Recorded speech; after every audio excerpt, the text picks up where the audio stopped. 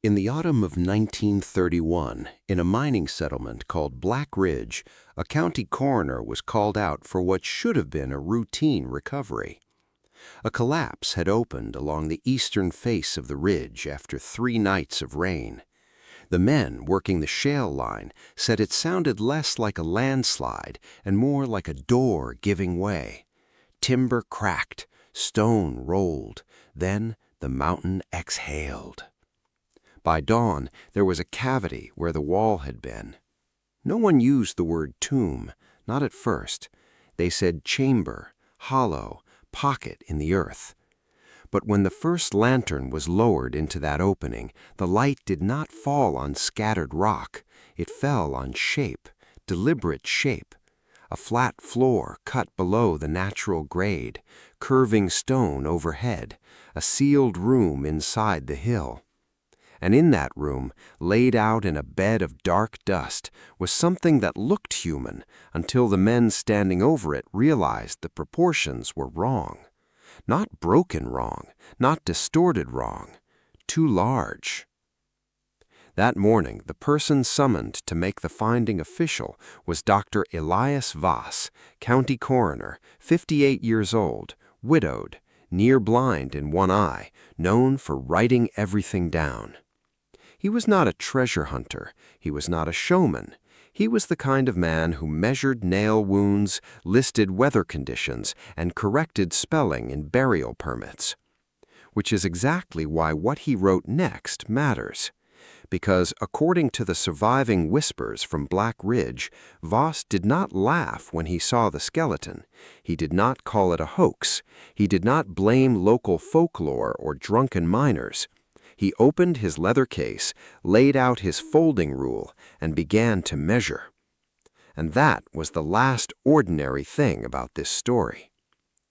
The official record says a minor cave-in occurred near a defunct extraction shelf, producing fragmentary remains of uncertain age that were removed, catalogued, and later deemed non-significant. That is the version that made it onto county paperwork. Dry, small, final. But that version has a problem.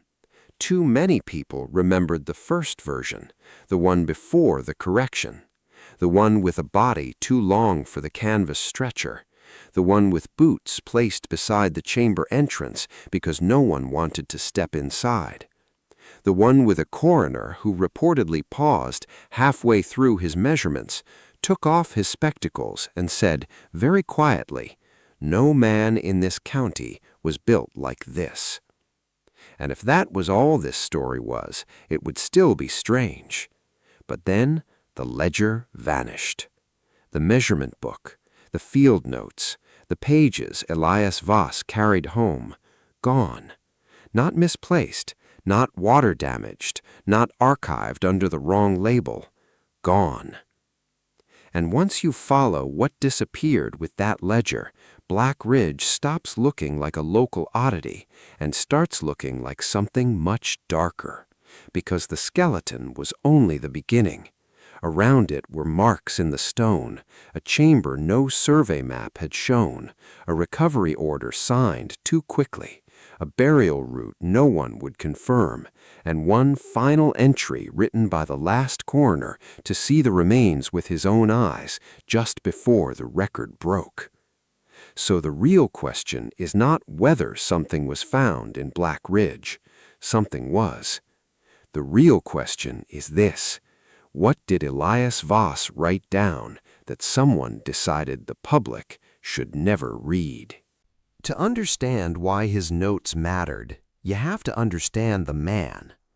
Elias Voss was not the kind of official people remember because of charisma.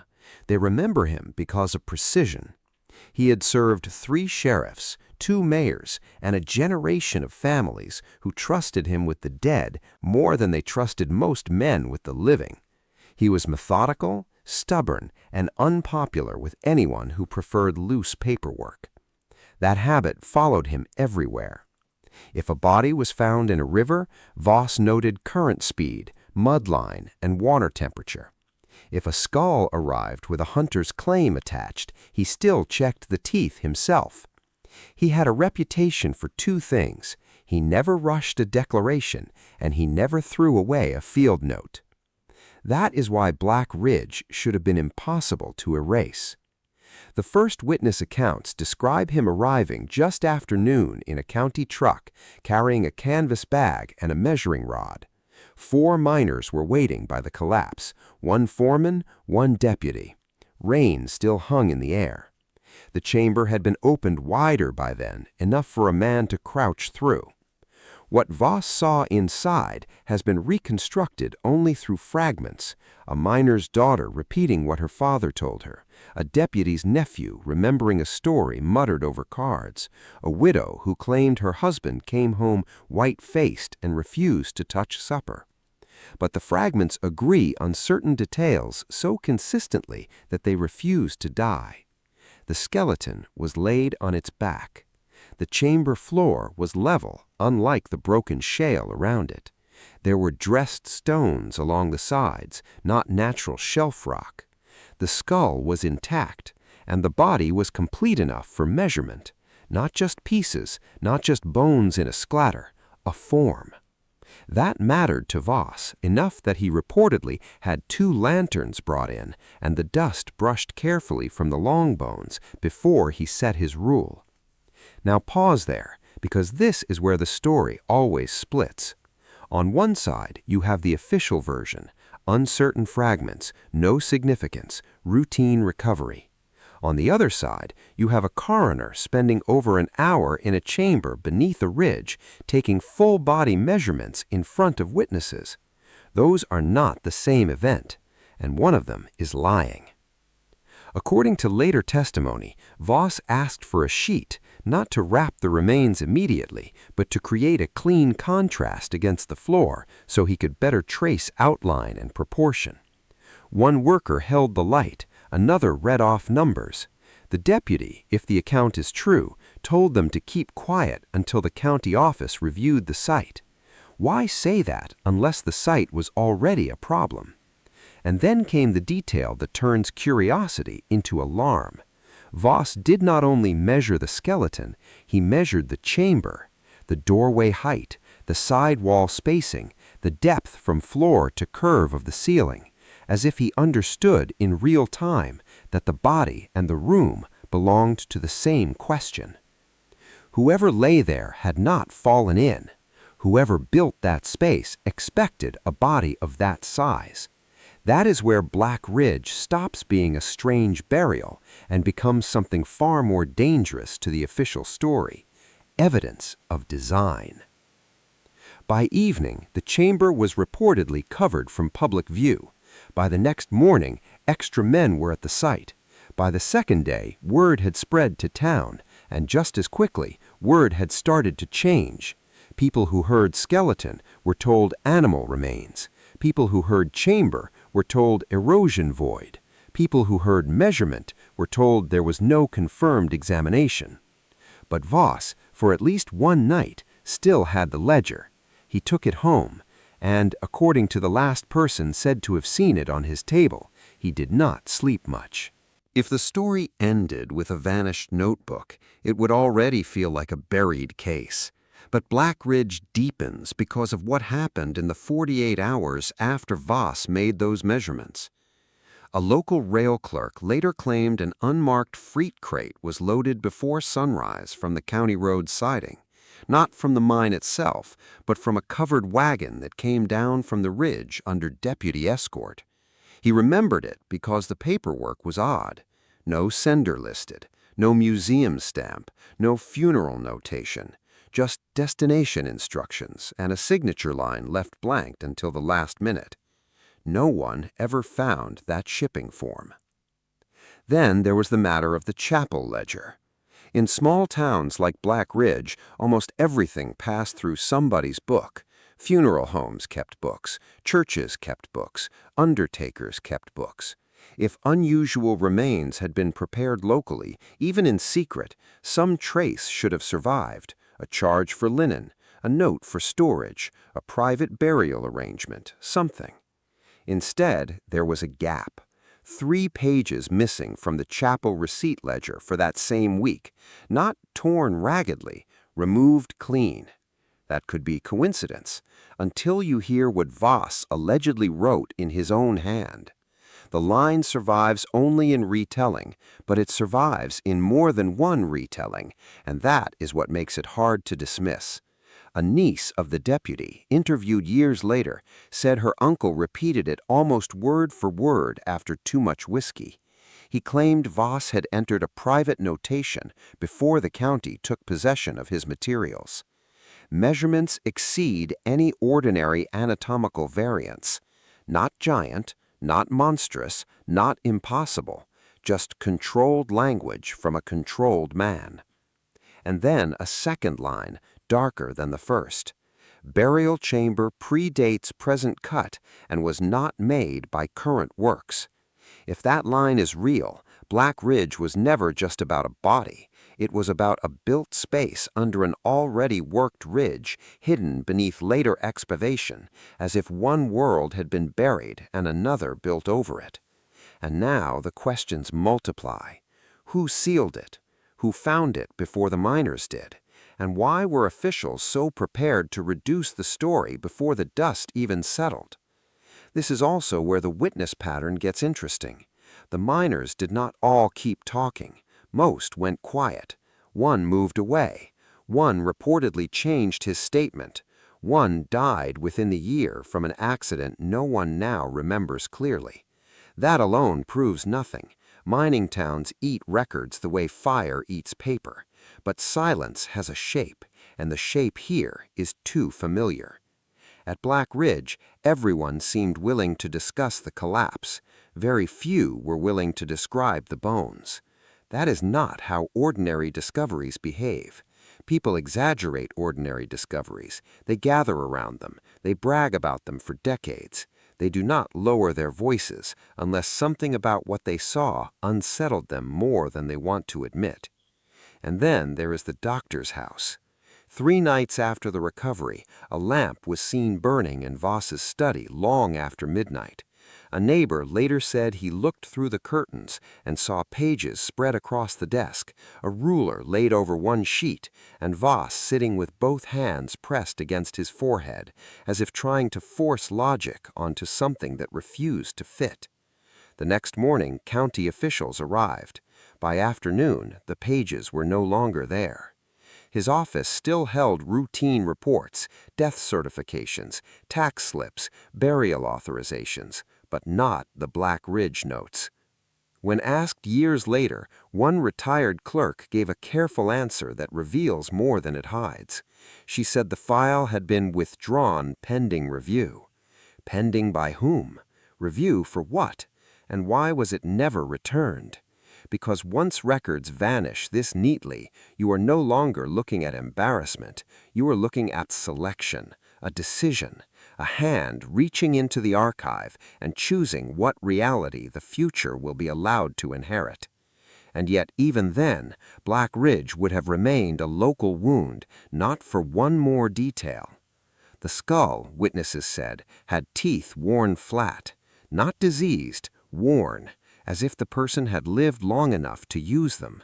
That tiny image changes everything, because it does not suggest a theatrical giant from a storybook.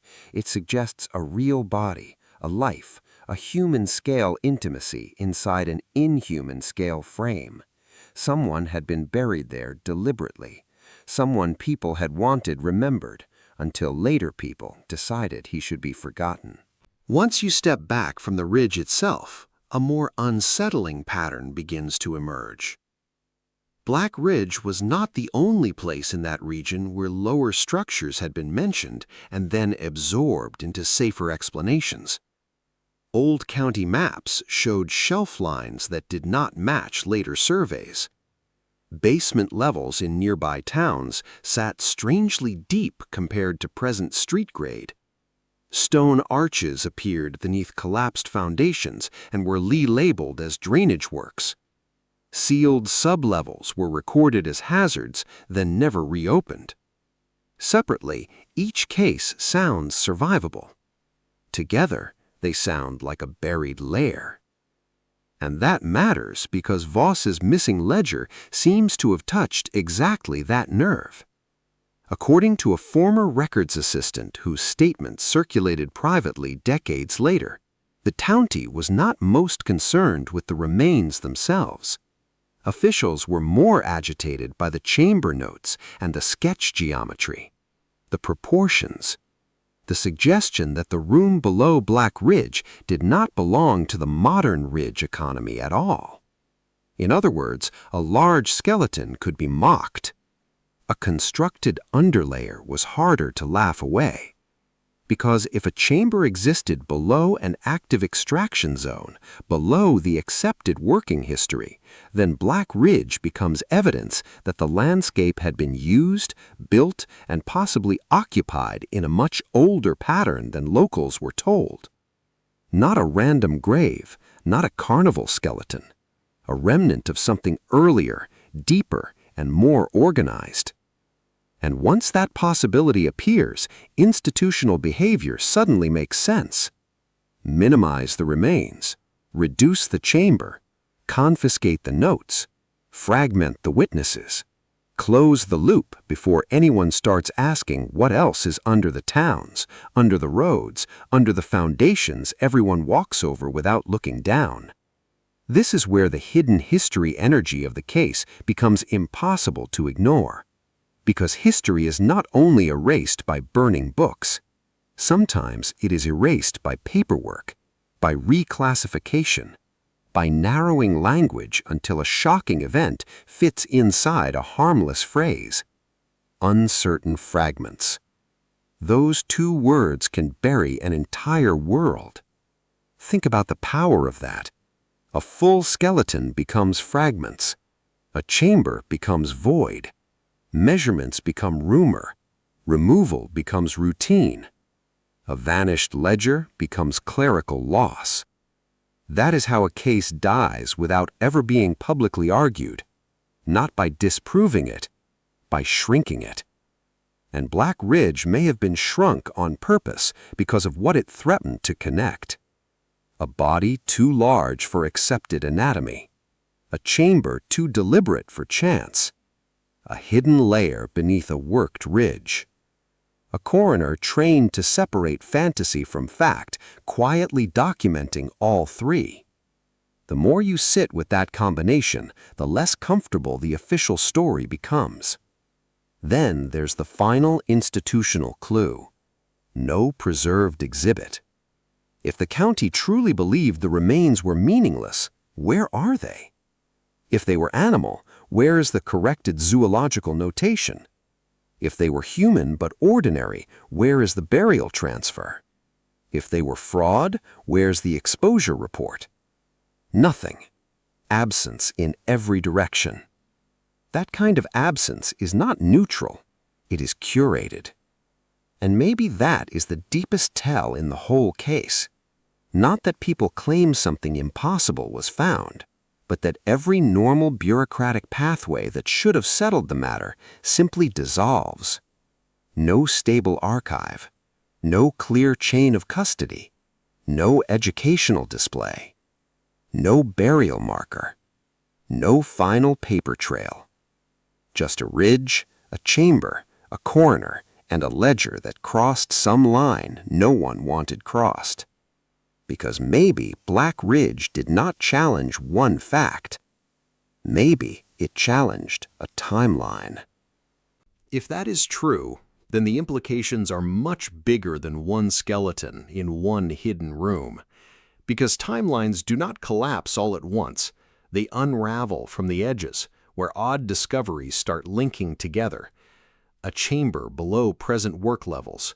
A burial scaled to the body, not the body forced into the burial. Missing pages in both civil and private books.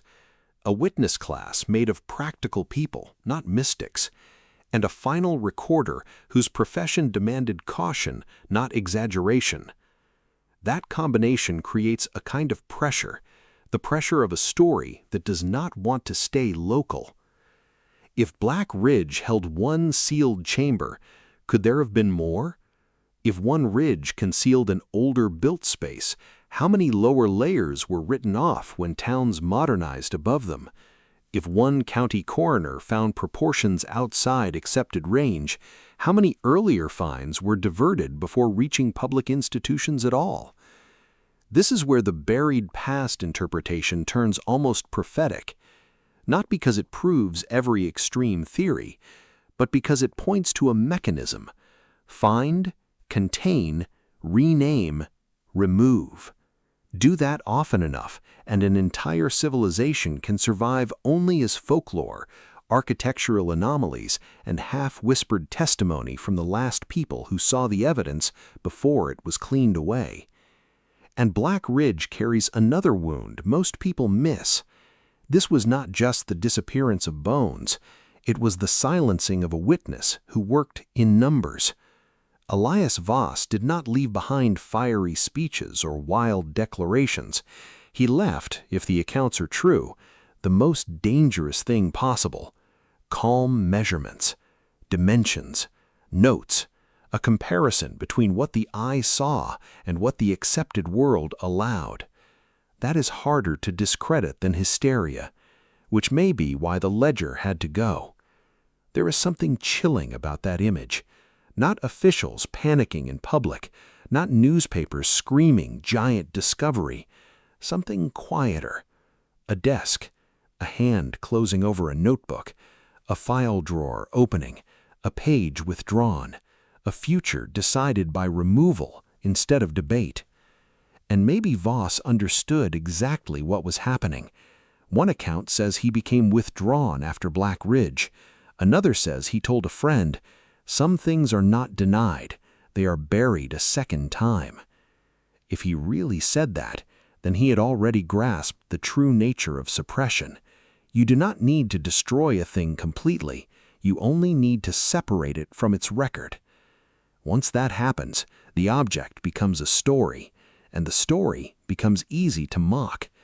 That is the trap, and that is why cases like this still matter.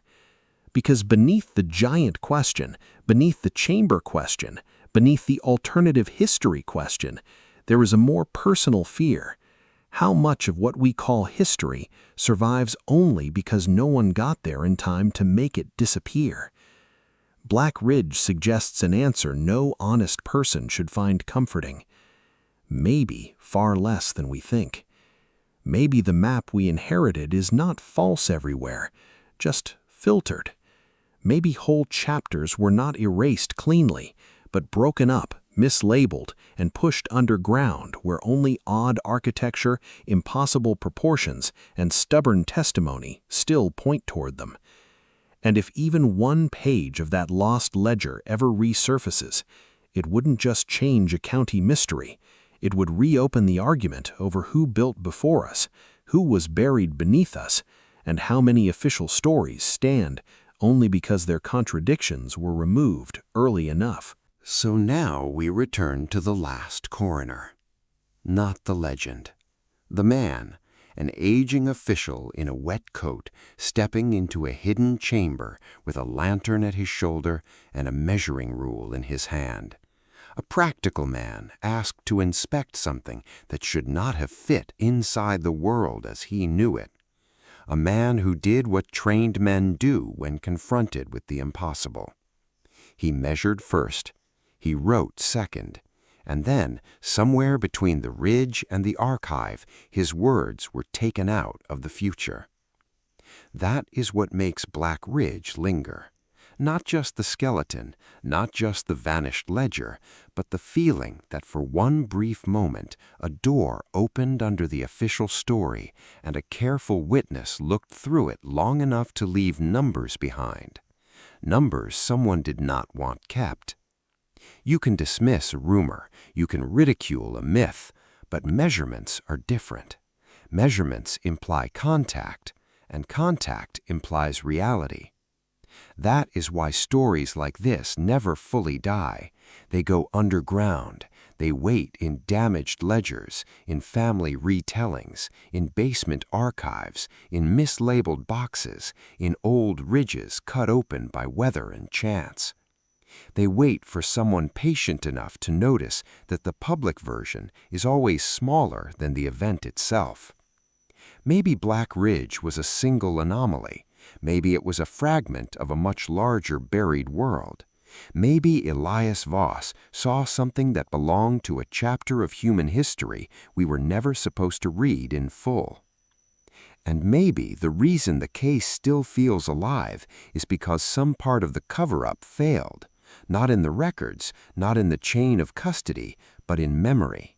Too many people remembered the shape of the story before it was reduced. A chamber, a body, a coroner, a ledger, then silence. If you have spent enough time studying the buried past, you already know that silence is rarely empty. Usually it is occupied, guarded, maintained. It sits over old stones and missing names and unexplained lower levels, daring people to call coincidence what looks more and more like a pattern. So when you hear the official line on Black Ridge, listen carefully to how small it sounds. Then compare it to the image that refuses to go away. A hidden room under the hill, and the last man authorized to speak plainly about the dead, writing something so troubling that the writing itself had to vanish. That is not closure. That is evidence of fear.